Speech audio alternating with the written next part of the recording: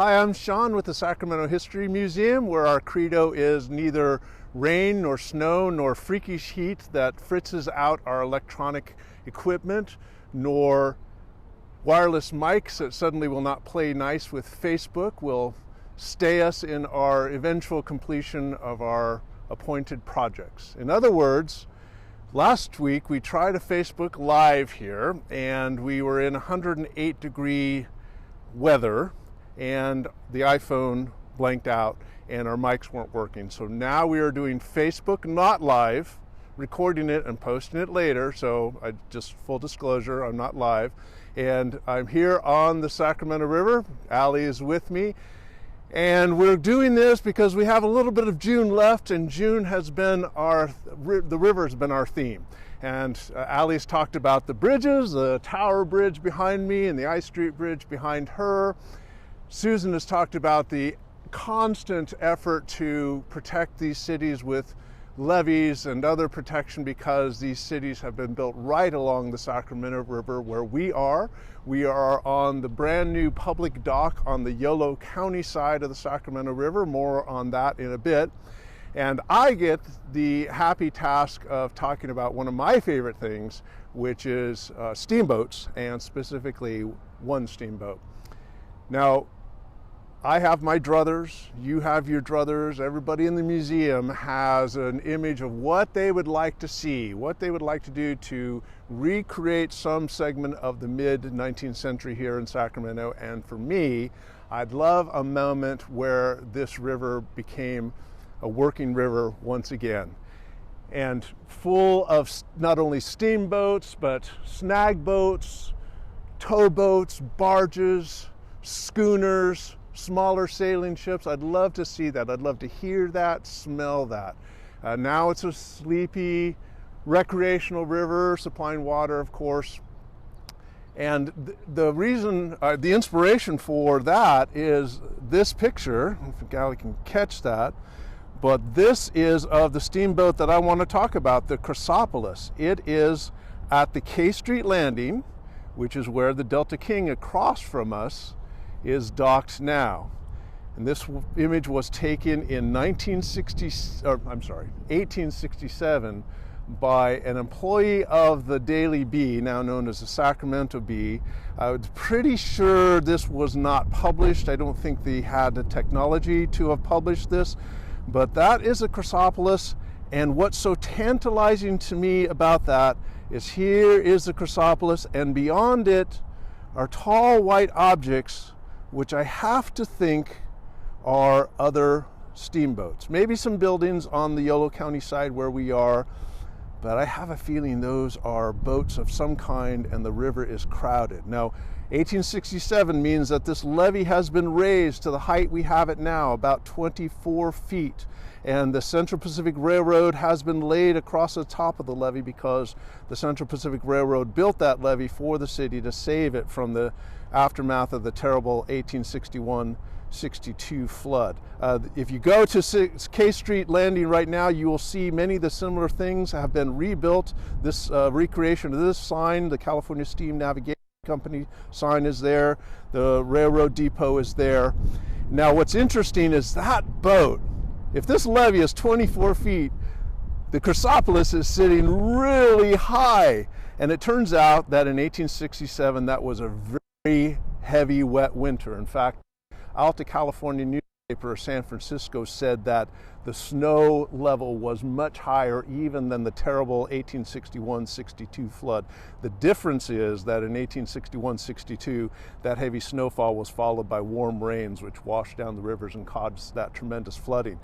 In 1867, there was no heavy rainfall to follow, so the snow seeped down at a normal, manageable level. Yet, I'm pretty sure this has to be late winter, early spring, and that water is quite high. The passengers are ready to board the Chrysopolis.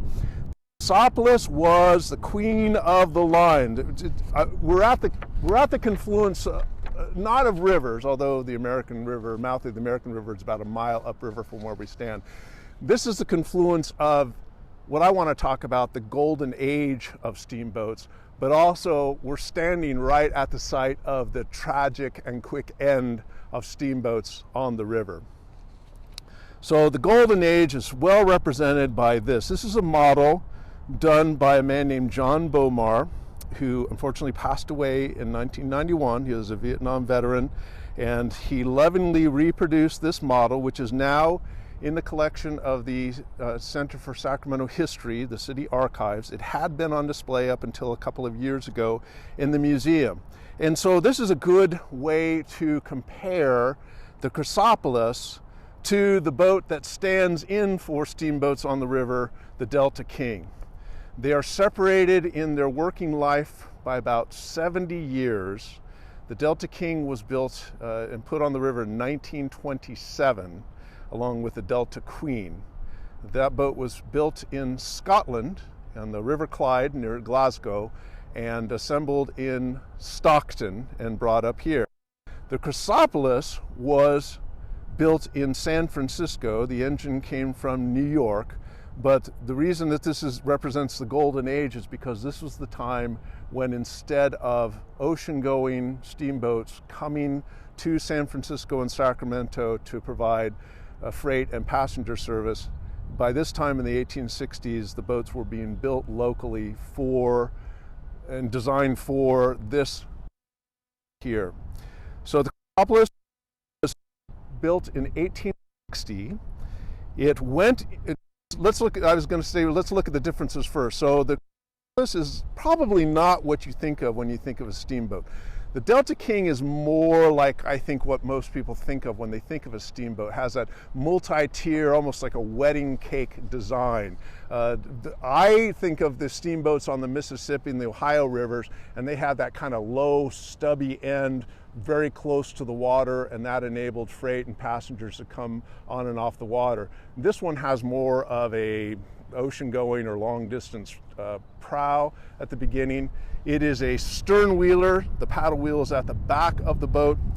The Chrysopolis is more like what steamboats, the large steamboats on the Sacramento River, were like in the 1860s. It is 2 decks shorter than the Delta King. It is 40 feet shorter in length. This is 245 feet. The Delta King is 285 feet. It is a side wheeler, so it has 2 36-foot in diameter wheels paddling on the side. This is a walking beam. This goes up and down and turns the wheels that turn, the arms that turn the wheels, steam powered.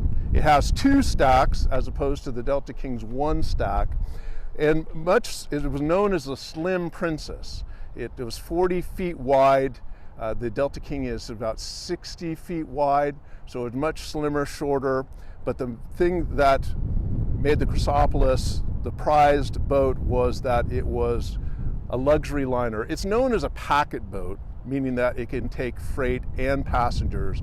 But let's be honest, it was a luxury liner. It was the choice of the wealthy appointed travelers, the so-called wheat kings, the large agriculturalists here in Sacramento. What fun it would be even to go on the newly constructed Transcontinental Railroad, come into Sacramento where the western terminus is, come down the K Street landing,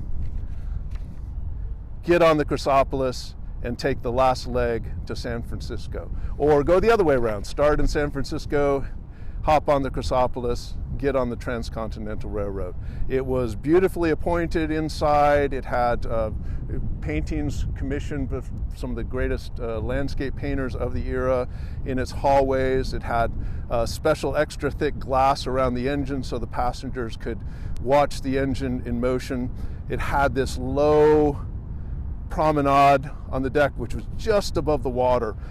When I say this boat was designed for the river, it was designed to float in just 4.5 feet of water, which helped because this river had lots of shallow places, and in fact the river became shallower, which signaled the end of the Chrysopolis and boats like it. It hit the water in 1860. It hit the water without a name. There was a war of words apparently which influenced going into the water nameless. specifically between San Francisco and Sacramento, and specifically with the Daily Bee, what is now the Sacramento Bee, and San Francisco newspapers. The Daily Bee insisted that this boat be called the Sacramento. It stated that no other steamer had been named the Sacramento, and so there should be a boat that honors the river and, by extension, the city, the river that the two cities benefit from by the travel.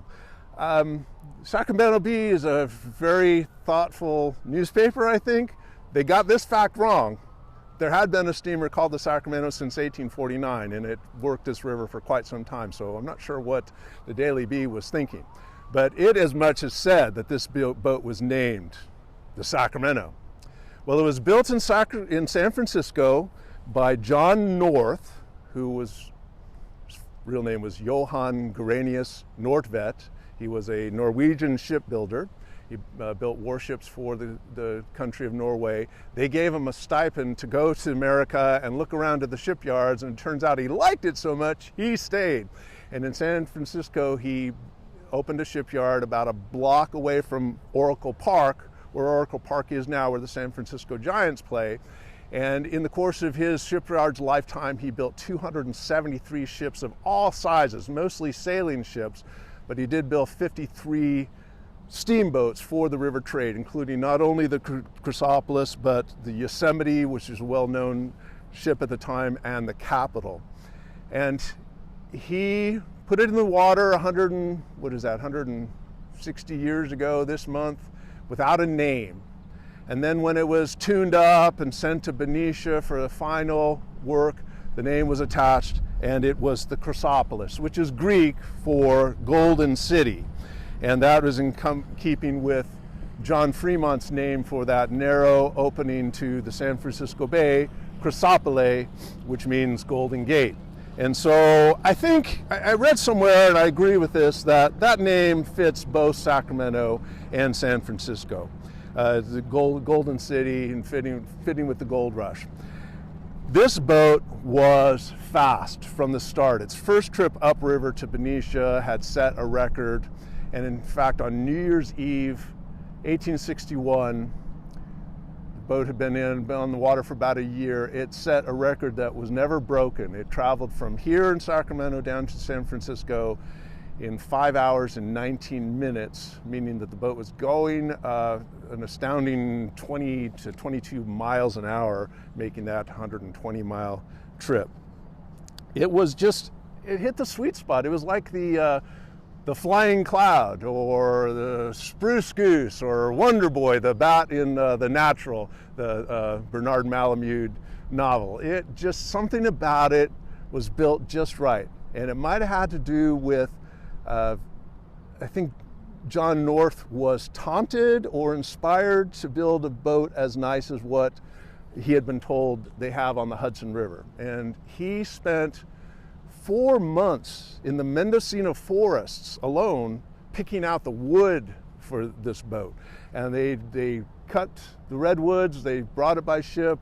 12-horse teams dragged each log onto the shore at San Francisco. There was a mechanics fair at the time, and the logs were so big they were put on display for people to see. And so he was spending a lot of time, and he did something with his boat that just made it fast. In fact, I call it the boat that got away, because when we talk about steamboats on the river, we talk about the mishaps, the explosions, the terrible things that steamboats use and their captains used to do to each other. There used to be horrible races, horrible shenanigans that they would do with one another. Not only racing, which was influenced by gamblers who prodded these boats to race each other, but just competition.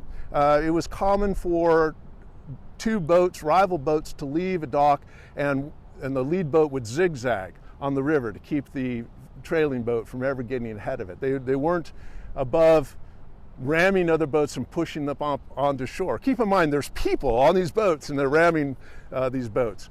A rival boat would serve legal papers on the captain of another boat, simply to hold them up at the dock so that the other boat could get away. They would hire smaller boats to crowd a dock so that the rival boat couldn't reach the dock. They did all these shenanigans. The Chrysopolis was the one that got away because it was simply too fast and it seemed to be above or ahead of these problems. So there were attempts to race it, but it was simply too fast. The Daily Union used to write fairly regularly just these notices about how the Chrysopolis left San Francisco behind other boats and once again reached Sacramento, reached the K Street landing ahead of them. Just a matter of course. It was a really fast boat. Now, the Chrysopolis only lasted in service here on the river 15 years.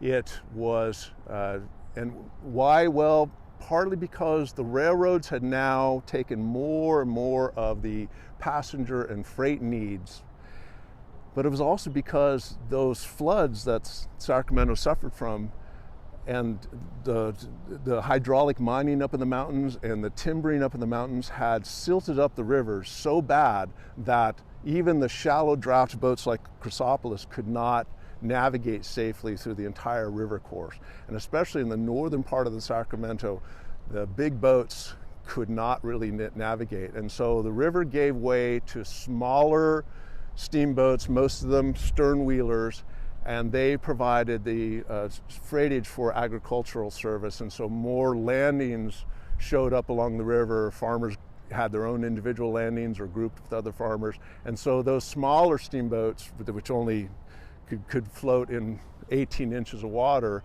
took up that slack and then deposited that farm produce for the railroads to take further. So the big boats gave way. And in fact, the Delta King and the other ship, the Delta Queen, were the only ones left on the river. The Chrysopolis, like I said, stopped service here in 1875 because of the silting of the river, no longer useful here. The Chrysopolis became a ferry boat, was retooled and renamed the Oakland, and served up until 1939 in the San Francisco Bay. And it actually ferried refugees from the 1906 earthquake. It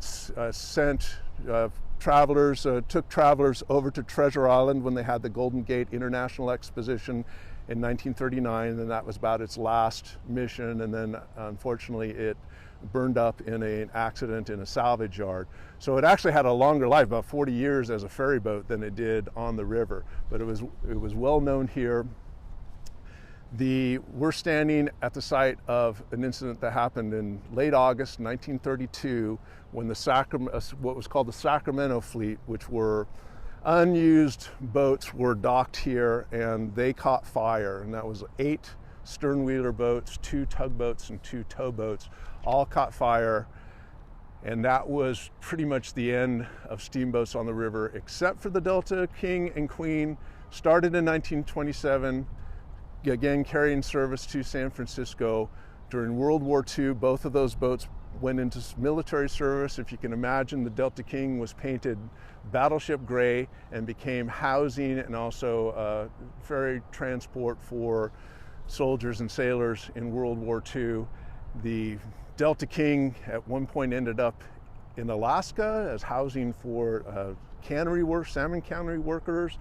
And then there were several attempts to turn it into what you see now, except for this by the Coyne brothers in Sacramento.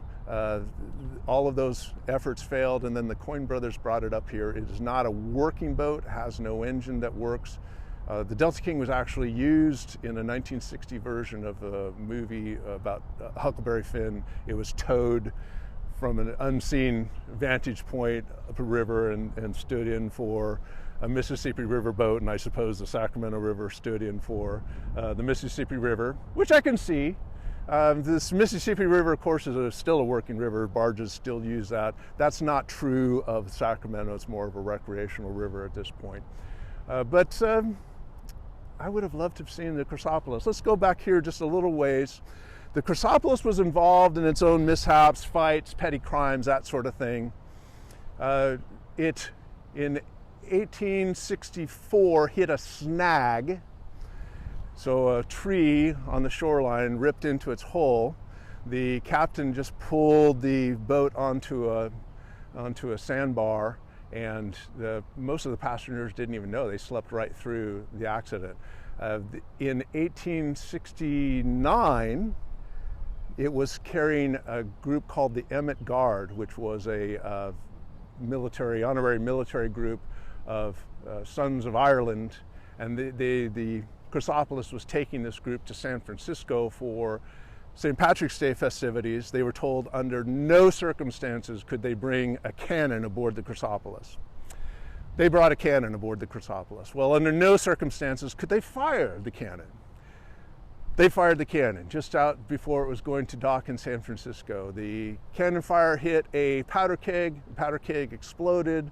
Big chunk of the Chrysopolis deck blew off and severely injured 16 passengers. But other than that, it did all right. It did okay. It did rescue passengers when the Yosemite exploded, but it had more problems as the Oakland simply because it was in service longer. It collided with a couple other boats over time.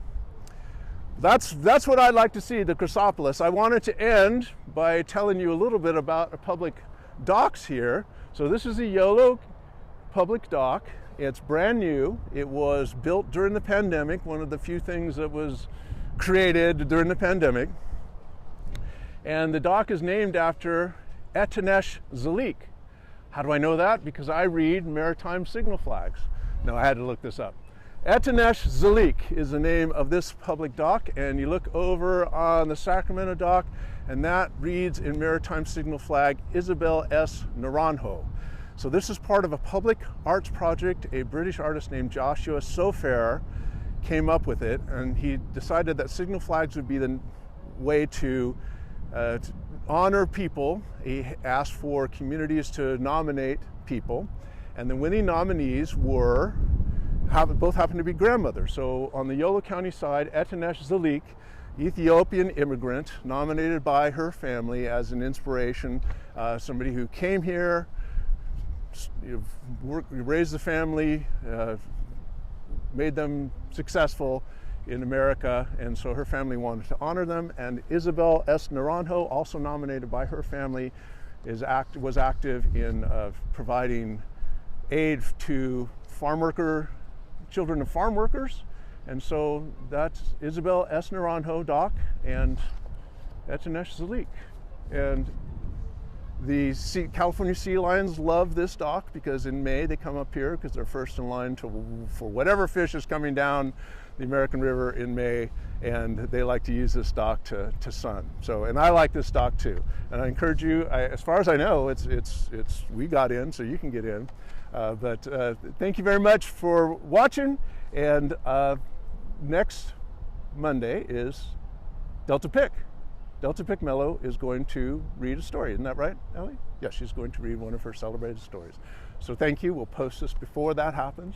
And I appreciate you listening to me.